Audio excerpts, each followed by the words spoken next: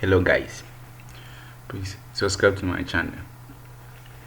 Today we will learn how to add music to our Adobe Pro. Now this is the video we have. So we want to add music to it. So we don't like. I want to remove the sound from the movie or from the video and add a music to it. So let's go. This is how it is done. So first you click on the video, you right click, this menu will appear. You go to on link, you click on link, you can click on the audio side, you click on delete on your keyboard.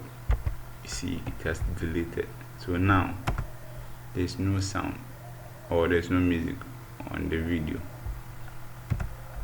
You then upload or drag the video you want to, or the music you want to add it to.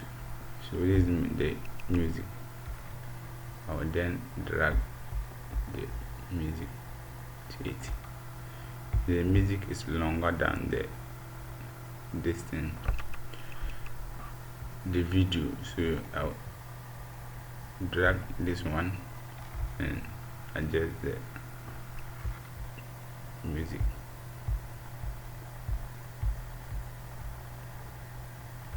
Good. So now, yes, this is how you can add a music on Adobe Pro, or music on your video background on Adobe Pro. Guys, subscribe to my channel.